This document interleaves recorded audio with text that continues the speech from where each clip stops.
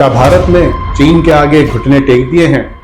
Trump की tariff की मार से बचने के लिए मोदी अब शी जिनपिंग से पींगे बढ़ाने लगा।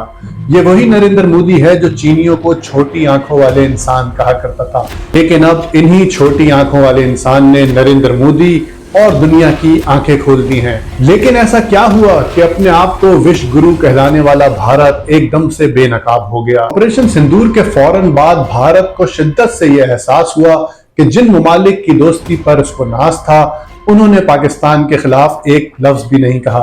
इसके बरक्स आलमी ताकतों ने पाकिस्तान और भारत को बराबर करार दिया और जंगबंदी के लिए अपील की। यह भारत के लिए एक बहुत बड़ा झटका था, क्योंकि दिहाइयों से भारत अपनी आवाम को यह बावर कराता जा रहा था कि पाकिस्तान तन्हा रह गया है। लेकिन इस तनाज़े ने दुनिया के सामने यह हकीकत खोल दी कि दरअसल इसराइल के सिवा भारत के साथ कोई नहीं खड़ा हुआ।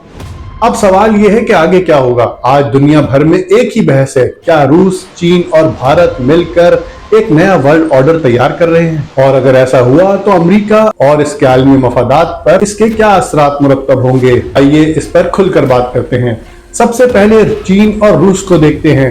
ये दोनों ममालिक खुलेआम मगरिब, खास तौर पर अमेरिका की बालादस्ती के खिलाफ हैं। रशिया यूक्रेन जंग के बाद सख्त पाबंदियों में जकड़ा हुआ है और चीन इसे सफारती और माशी सहारा दे रहा है। दोनों ने नो लिमिट्स पार्टनरशिप का ऐलान भी किया है, लेकिन यहाँ एक नुक्ता अहम है, चीन पूरी तरह मगरबी मईशत से कट्टा नहीं चाहता। वो रूस के करीब जरूर है, लेकिन इसे मालूम है कि इसकी अपनी तरक्की आलमी मईशत से जुड़ी है, इसीलिए वो एहतियात के साथ खेल रहा है। भारत का मामला जरा मुख्तलिफ है। भारत एससीओ और ब्रिक्स में चीन और रूस के साथ शामिल है, जबकि दूसरी तरफ क्वाड में अमेरिका के साथ भी शामिल है।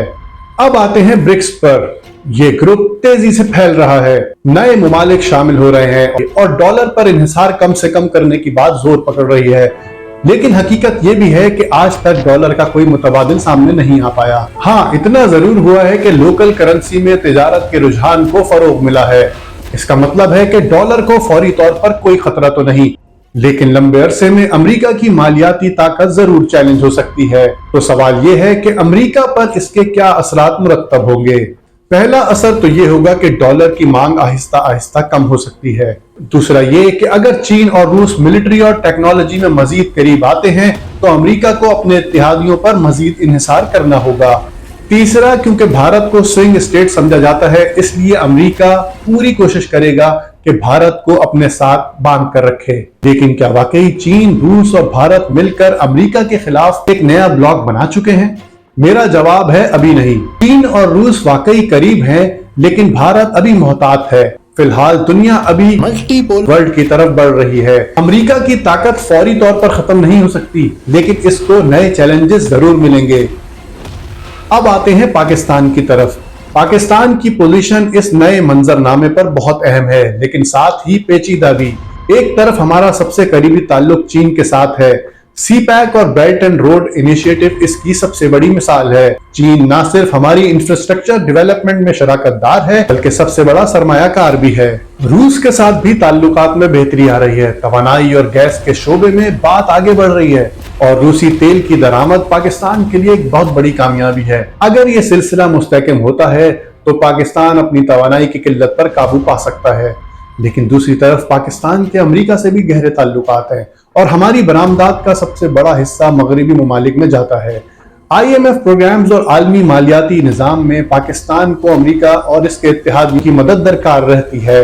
इसलिए पाकिस्तान मुकम्मल तौर पर अमेरिका से दूरी इख्तियार नहीं कर सकता।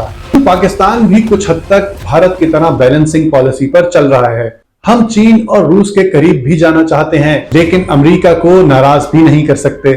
पाकिस्तान के लिए सबसे बड़ा चैलेंज ये होगा कि इस वर्ल्ड में अपनी माशी खुदमुख्तारी कैसे बरकरार रखी जाए। अगर हमारी मईशत कमजोर रही तो हम हमेशा बड़े ब्लॉक्स के दबाव में रहेंगे, लेकिन अगर हम अपनी बरामदात को बढ़ाएं, मईशत मुस्तहकम करें और खित्ते में अपने रवाबित बेहतर बनाएं, तो पाकिस्तान इस बदलती दुनिया में एक अहम स्ट्रेटेजिक खिलाड़ी के तौर पर उभर सकता है।